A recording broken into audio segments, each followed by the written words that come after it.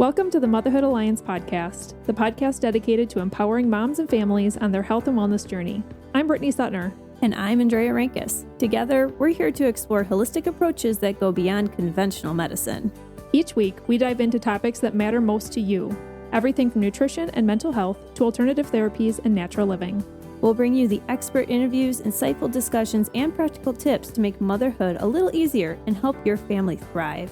Please keep in mind that this podcast is for informational and educational purposes only and is not intended to replace the advice, diagnosis, or treatment plans you have with your personal healthcare team.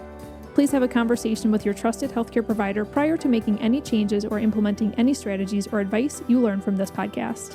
Whether you're a new mom navigating the early stages of parenthood or a seasoned pro looking for new ways to support your family's well-being, you're in the right place.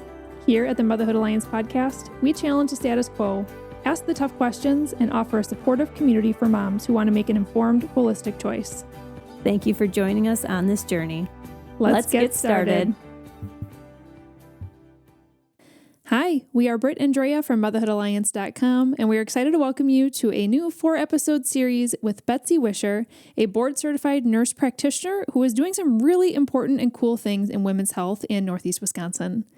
Betsy has a background in labor, delivery, and the NICU, and now owns WishLane, where she focuses on supporting women through everything from hormone shifts to pelvic floor concerns, especially during perimenopause and menopause. What we love about Betsy is that she doesn't dismiss symptoms, minimize concerns, or tell someone that their symptoms or discomforts are just normal aging and that they have to live with it. If something feels off, she takes it seriously. Outside the clinic, Betsy is a mom of 2, she's married to her middle school sweetheart, and she loves unplugging through hunting, reading, crafting, building Legos, and more. We're excited for you to learn from Betsy. She is so fun, and you're going to love her in these episodes. Let's get started. Hey everybody, welcome back. We are back here with Betsy, and I am just so excited that we have had these conversations with you the past 3 episodes. I'm excited to be talking about Andropause in this episode. We're talking about essentially male menopause. It's very interesting because I feel like nobody ever talks about this, especially guys. They don't want to bring it up because then it's almost like something's wrong. It's not working, or they take it very personal. I mean, women do too. Yeah. But I think men, this is seen so much as not like a feminine issue. I feel like it's like their identity almost. Yes. There's a big stigma to it that like, I'm not a man if I have low testosterone. Yeah. And like, nobody said that. None of us are saying that. Right. Nobody's saying that, but it's just it's like their identity. Yeah. Like to be able to do the things they need to do. Yes. Right. It's just like, if I can't do that, then who am I? Yes. Maybe the same stigma that comes with like a vasectomy, that like somehow that changes like your manhood and stuff. And it's like, it doesn't, but right. But there's just that mentality around it. Yeah. A lot of men usually get brought in because of their wives. Sure. Which fair, because who better to identify the signs and symptoms? And usually it's a woman who started hormone therapy and now can identify it. Yeah. See it in her partner. Yeah. And a lot of guys, I think that their testosterone's fine. Yeah. Because, well, everything works functionally. So why would I have a problem? Yeah. I can tell you from all the men that we've had that have been tested, not one of them has come back in an optimal range for testosterone. Oh, yeah. Now, it runs the gamut. There have been some in the 200s up to the 600s. Optimal is 900 to 1100. Once we fall below that 800, now we have risks for heart disease, Alzheimer's, dementia, prostate cancer. So we are letting our men walk around with these potential health risks because we're not optimal. So, I mean, just think of this. It's not just about testosterone or getting it up or anything like that. It's way more deeper than that. It's going to do all the things. So with andropause, what is actually happening hormonally for these men? And are we just talking about testosterone only? Yeah. It's mostly testosterone. Some of hormones convert over, so testosterone will convert over to estrogen naturally, whether it's male or female. So there's always kind of like that balance that men tend to always hold a little bit more steady because their cycles aren't like ours where we fluctuate throughout the month. But as they get older, 30s, 40s, that testosterone level starts to decline. That's normal. That's aging. That's the process. But with that then also means that you're having less convert over to estrogen, which now estrogen is cardiac protective. So we want our men to have some. Do I want them to have too much? No. We don't want other side effects. But if I replace one, I should be checking the other to make sure that they're in balance with each other. And it's not just, erectile dysfunction or whether they can functionally do the bedroom activities. It's how's your sleep recovery? How's your muscles? Like, are you building muscle? When you go to the gym, are you recovering well? Chronic pain. Oh, yeah. So that was a big reason that I got my dad, my father-in-law, and my husband on it. So my husband's an iron worker, wearing the, harness, a lot of weight, shoulder problems, hip problems. Like, it's a back-breaking job. I don't want you to have chronic pain. Like, testosterone's a great pain hormone. So if I give you more of it, your body feels better because those cells now have that hormone to do the function better than they did when they were missing it or depleted. It's like try to do the job with only half the pieces. You're not going to do the job very well. Yeah, you have some great perspective because I think, like I said, I think that a lot of people just think it's one thing, right? Testosterone or these hormones just affect one thing, but it's so much more. It's all your systems. I mean, all your cells. It's the only thing anybody ever remembers from biology is mitochondria is powerhouse of the cell. Like that's what everybody, that's the one thing you remember from biology. I even see biology. the picture in my head. Yes, and the cytoplasm and all the things. Yeah. If I need that hormone for that cell to do its job and I take it away, I have all these cells that don't know what they're supposed to be doing, or they're kind of like half doing the job. Right. Because a piece is missing. Right. Hormones are messengers. Yes. That's what it is. And if you're low on it, sure there are. So for men or women, there's Clomid is a common prescription that can naturally increase your levels, but it can only increase so much. So that still might have you suboptimal of where you're going to feel really good. So it's always it's an option. We can try. Yeah. But then let's recheck labs then in a couple months, see where we rose to. Do we feel like our symptoms are better? And so that's something we do, at least at our office, is a symptom tracker. Okay. So mild, moderate, severe, or none. And they fill it out every time. Because we also forget how bad it was when we started. So then I can pull up today's versus when we started. I'm like, hey, this is where we're crushing it. This is where we're still failing or could do better. So now what do we do? Right. And looking at that full picture. So how often what would a treatment plan, because we're talking to guys here, so they're just like, okay, I know there's a problem. I know that there's a fix. What do I do next? Like if they were to see you, they come see you. How often do they see you? If they take testosterone or anything else, what does that look like? Starting off with labs. Okay. So I know where we're going. Got to know where we started to know where we're going.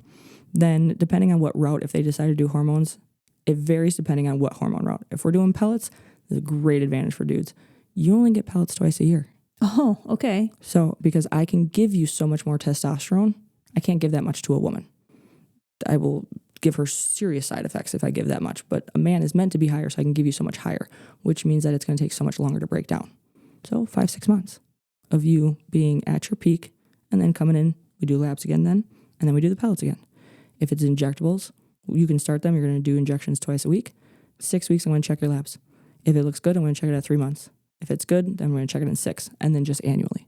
So we start to space out. As long as we're not changing the dose, I don't need to check you as often. Right. But if I change anything, I'm going to check it again. Right. Because that is the due diligence. And can't harp on that enough of if you're getting lab work from your provider, at least for our office, when you come in and we discuss it, there's no charge for coming in and talking about your lab results. Okay. Ethically, if I pulled them, I feel like it's my due diligence to go over them and not just, hey, check your my chart and you see where it is. We're going to sit down together. I'm going to break down every single one and go over it, explain it, and then that's your copy. And then if you want to share it with your primary, great. If not, no big deal. But I want you to understand why we did these labs and what they mean and what we're going to do to intervene to get them better. So, I mean, obviously you're talking about hormone therapy, but also we kind of alluded this in the last episode too. Like there's a lot of basic functional lab results like vitamin D and zinc and these kinds of things too. You address those issues as well and give recommendations on supplements and things like that if needed. Yep. So we build out a whole care plan that breaks that down of what supplements we're going to recommend, what our treatment plan is. But I always say to our patients, you are the driver of the bus. I'm your navigation system. So you're not forced into any decision, any route. I just want to lay it all out for you so that you can make a well-informed, educated decision on what path you want to take. But it's always your choice. Right. You have the authority and the power in the room. I'm just here to help you get there. How awesome would that be if you went into a PCP and heard that? You probably would actually talk to them and share everything and all concerns versus thinking, ooh, how do I phrase this so they don't tell me that? Well, that's normal. Yeah. Or let me give you a med for that. Yeah. Or no, because it's, insurance isn't going to cover that. Yeah. I actually want to back up a little bit here because we did talk about this with women, but for men, what is kind of the average age that this could start? 30s. Okay, so similar to women. Similar to women. And what symptoms are they having? So they're also having the low libido, the fatigue, muscle weakness. It can be erectile dysfunction, doesn't have to be, but they also get weight gain too. Now their weight gain is going to look a little different. Sometimes it can be chest and some kind, and their flanks or their sides, where women become more like it's apple versus pear. So we gain it around our hips and our midsection. Men tend to hold it in their upper. So like that, like I said, that chest or those flanks. And again, you're working out, you're in a calorie deficit, you're doing all the things. Doesn't matter. Yeah. Sleep apnea. Oh, yeah. Hormone therapy can help with sleep apnea. So again, it comes back to sleep. Like, how good are we sleeping? Or say you have a CPAP machine. You're already doing something for sleep apnea. But for some reason, your scores aren't great. You're still not sleeping good. Can't figure it out. They just keep changing your machine or upping meds or whatever. Could be hormones. Interesting. So I want to kind of, we had 3 separate episodes for women. Women are more complex when it comes to hormones and things like that. But for men, I do want to cover kind of some similar things. What are some things that men can be doing at home to help ease this before, if they're just not quite ready to do hormone replacement therapy? What are some things they can do at home to maybe keep their testosterone levels up? Is like certain types of workouts going to help with that? Certain types of nutrients, certain type of lifestyle things? And so all the things that we already know to do better, right? Like make sure you're getting good sleep. How do you do that? What's your sleep routine? Try to go to bed at the same time every day. Try to turn off your electronics an hour before you're going to bed, or turning on red light. So turn your screens on your phones to all red. I turn mine to grayscale. I'm like never on my phone because I hate it. It's ugly. It's gray. Oh, I'm not getting dopamine from it. So I left it at work. I forgot about it. Didn't think about it. I like that. Turn it ugly so you don't want to look at it. It's stupid little tricks. Eating clean. Try to eat as much organic, least processed, least ingredients as possible. Now that's men and women. That's also very hard with the way the food is in America, trying to find that. Love Aldi's. Usually has the least amount of additives. It's clean. If you can invest with a friend on buying, half a cow or a quarter of a cow and having that meat in your freezer and accessible, less processed. Be active. Now, is there any certain type of workout? No, just a body in motion stays in motion. So get out there, whether that's lifting weights or going for walks or runs, whatever thing gets your heart pumping and going and gets you moving, do it. Do it consistently. Try to get exposure to the sun. I mean, we all know Wisconsin is hard for vitamin D and being in the sunlight. So that is one. Like, there's a few supplements everybody should be on. Fish oil, good multivitamin, probiotic, everything comes back to gut health, and vitamin D. Anybody north of the equator, we're D deficient. Like, we just are. To get enough sun exposure to not have low vitamin D, you'll get melanoma now. Oh. Like, it's not possible to just be outside and get it. So making sure, because that plays into anxiety and depression. Yeah. Also plays into hormones. So it's like making sure that you are eating good, you're staying active, you're doing at least the basic supplemental supports is going to help that longevity. If somebody, though, had an injury or trauma to testicles that might have impacted their testosterone, you might need to do it a little sooner, or you might need that intervention depending on what the problem is, because we're already working with less. Sure. So any of these symptoms, and for men as they're aging, the solution is bioidentical hormone replacement therapy for testosterone. Yeah. Other than Clomid is the medication that can naturally, or I shouldn't say naturally rise it, but can increase it without replacing it. But realistically, for men, it's not, I don't want to say easier, but also harder. Because it's like you only have the one hormone. Where women, we're more difficult. We have multiple hormones that could play a factor. For men, it's like, it's kind of this one. Are there any side effects that they should be aware of? Or, if they're, especially, I know you mentioned that the pellet, like you can give a higher dose, which means that they only have to take it so often, which is definitely a great benefit. But are there any side effects or things that they should watch out for, or just be aware of taking a hormone replacement? So that increase in water retention, because muscles are going to swell from testosterone. So men do get a little puffy and can be a little puffier than women because we give them so much. Let us know that. Like this is where that feedback loop with your provider, keep them in the know, because there's stuff we can do for it. Usually it's a prescription, just to get the water weight off. If somebody's anti-prescription, no big deal. It will level itself out on its own. No big deal. Agitation, if levels go too high, which is also why we continuously do lab work, because we don't want to put you too high. We don't want any complications. Another one is on that lab work, your hematocrit, so your red blood cells, how many you have. It's a common side effect where it's called erythropoiesis, where you make too many. And so then you're at risk for blood clotting and they get a little sticky. But that's also why we track your labs. Right. Easy fix. Say your hematocrit's high, go to Red Cross or the community center and donate red blood cells. Oh, that's okay. it. No big deal. Right. We take care of it, nip it in the butt. It's not an end all be all, but let us know. But that's also why we're doing labs and tracking. And we'll just tell you like, hey, you got to go donate before your next round, but then you're good. No big deal.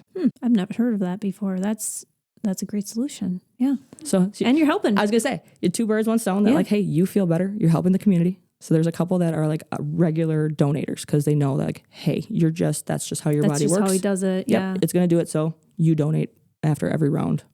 We do your pellets. You go do your donation. See you in 5-6 months. What are some things that maybe a guy wouldn't necessarily notice about himself, but maybe his spouse would? Or I know in prior episodes we talked about like how can a guy help a woman when she's going through these different changes? Oh, yeah. How can women help men through this? Try to have that open conversation of mood, agitation, depression, anxiety. I would say those are probably the big ones, or like ambition. Like I noticed with my husband that like he was gassed out at the end of the day, and you work a very physical job. So like I understand, but man, we can't even get anything else done. Like can't get some help around the house or doing stuff with the kids. Like it's just dragging. It's really hard. That gets nipped in the butt. Like then it's even for myself of, oh, the last thing I want to do after work is run errands. Or the kid's like, oh, can we go to the park? And I'm like, I don't want to go to the park. I'm so tired. Yeah. And then I get hormones. I'm like, heck yeah, we want to go to the park? Cool. You want to go to Bay Beach? You want to go for a walk? You want to whatever? Like, let's go. Energy. Yes. Husband's the same way that he's like, okay, now what are we going to do? The weekends are packed with home projects getting done and activities with the kids. And the kids are happier because we're more present, because we can be, because we feel good and we're sleeping good. It just comes full circle. I love that. Well, you just mentioned something too, is that your husband is on hormone replacement therapy, but he also works a very hard job. Yeah. And so, we talked briefly about how many benefits there are beyond just like the sexual side of things 100%. and all of that. And so do you have any other examples of people who have gone on hormone replacement therapy and have maybe noticed some differences? I just like to always hear stories of people that have had success through this where people can identify with other people. I mean, that mental sharpness. I mean, that helped him at the job site too. Like, sure, he was on the job site first. I mean, he was project manager, so of course he's on the job first, but like the attention to detail and how methodical he could be on, looking at blueprints and planning out for the guys and being 5 steps ahead. And it wasn't mentally draining. Like it flowed. It was easier. For him too, he blew out his back in his early 20s and also has some shoulder issues where he will lose feeling and function if he's welding overhead and stuff. And I do trigger points, so pain injections, and I've been keeping him functional. Since starting the hormones, I haven't had to do those. Really? And he has his strength back and he doesn't get weakness in that shoulder anymore. So like he's functionally better. So the reason I put my dad on it was chronic pain. My dad is a self-employed mason for 40 years, has had 4 hip replacements, blown out shoulder, like the gamut. This man will be 66 this fall, still does masonry. And my mom called me within a few weeks after doing pellets, and she's like, he didn't do that old man waddle to the bathroom. That chronic pain, like he just can't. She's like, he just got up and walked. Did he notice? Oh, yeah. Like, he'll message me, he's like, I think it's time. I'm like, yeah, you're a little overdue. Like, yeah, my parents are also not always compliant patients. And I'm like, oh, well, you're a little due. So can we talk about parents not your parent, Yeah, now it's kind of vice versa, right? It is. Like, I'm the expert, but then also not the expert sometimes. So I'm like, take it with a grain of salt, do whatever you want. But if you'd like to feel better. So, and the cardiac benefits for him. So my dad also has extensive heart history, a pacemaker and MIs and all the things. And I know that I am giving him better protection cardiovascular wise by making sure his hormones stay at an optimal level so that his systems don't have to work as hard. This is one question that would apply to both men and women is we've talked about the different methods of getting the hormones. So it could be the pellets, it could be injectables, it could be creams, things like that.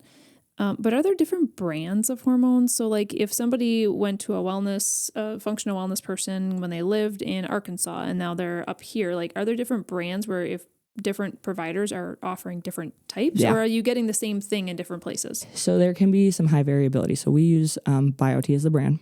They're a very well-known hormone therapy company nationwide. Does help out then if people travel. We have some snowbirds, so they'll come to us. While it's summer, we'll do their pellets. We send their information back down to their clinic down in Florida or Alabama, wherever, so that they can continue their care.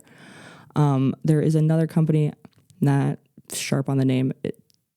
It's becoming more common to talk about in like the provider discussion groups. Otherwise, too, like Smith Pharmacy can compound. So there are some clinics that will just do compounding with a local pharmacy. No bad way about doing it, no matter either way. The reason we picked BioT was for the training, the continuous education, but also the variability in dosing. So some can guarantee that their pellet is 7 to 10% variability. So that means if I give you 100 milligrams, it might be 93 milligrams actually. It might be 100 or it might be 107. So there's always some. They have a very low variability, which we like, because if I give you a dose, I want to know that it's as close to that dose as possible, because then you have consistency every time you get treatment. Why is it that one time it worked really well and one time it didn't? Well, if we have a high variability because of where we got the medication, it could be because of that. So there are multiple ways to get to the same end goal. A lot of times too, if it's creams or injectables, it is compounded in a pharmacy. So there might be variability about how they make it. So just know that's always kind of, I don't want to say like a bag of worms, but... Was there anything specific Something people to should be ask. asking? Yeah. That's a hard one, because if you're not feeling great after starting, ask more questions about how it's compound, especially with injectables, because there's different compounds or ingredients that they can put in it of how they make it. So it might just need a different change up. I know great examples for like IVF, when doing progesterone, it can be in seed oil or another one. A lot of women don't know that there's more than one option. Oh, yeah. So then they end up with the welts and super itchy spots from doing the progesterone shots. And it's like, you're actually allergic to the seed oil, not the progesterone. So you just, that's like this is just deeper, you right? but nobody told you that. So why would you ask for a different way of making it? Nobody's going to assume. I mean, you have enough to think about with any of this stuff. So why would you be asking about what kind of oil is in it? Yeah. Like the same with your vaccines. Like for like flu shots, like preservative free. My husband wouldn't get it because he's like, I get sick every year and I just have a reaction. I'm like, ask for a preservative free one time. No problems. But why would you think that? Nobody told you that. Why are there Nobody knows preservatives there's in the options. first place if there's a preservative-free one? Shelf life. Whole new conversation. Yeah. So, okay, these are great episodes, all 4 of them. I really appreciate you sharing your expertise here. Yeah. Oh, I love it. And I think for men, we all age. Yeah. We all age. We're all going to be going through something. And so why not just open up the conversations? Well, and what's it hurt just to do some labs? Just find out. Just take a peek. Pull the curtain back. Get some more details. Just know where you're starting. Because I'll say too, like, sure, you're going to sleep better. You have more energy, ambition. I will also say that for me and my spouse, it's almost like going back to being 16. That bonding hormone, and like anybody who's been married for several years knows that over time you just get annoyed by your spouse. Things that used to be funny and whatever, like, oh my gosh, it just annoys me. I don't have that anymore. Like, I truly just enjoy spending time together, and it's put the marriage on a whole new level of just like bonding and enjoying our time and functioning and hitting the same rhythm together. It's really nice when both people are on that same plane. Yeah. And so it's like, it's not just, like you said, about function or sexual health. It's that feel-good hormone, that bonding time, and just having everything fire off and connect. And it's easy again. Renewing hope that they're, saving marriages one pellet at a time. Yeah, no kidding. Saving your hearts, tagline. saving everything. Yes. Yes. All right. Well, we do love at the end of a series to ask, what is the future of your business? What's the future of WishLane? I feel like that's a trick question. I don't even know. I know. I didn't even prepare you for it. No, I know. We usually don't.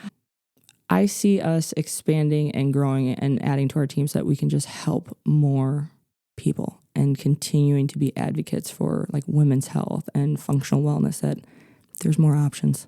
There's people that have the knowledge and the training, and we just want to help. And that's always our goal, is to just keep helping and being a part of the community. So wherever that ends up leading us is going to be worth it. Cool.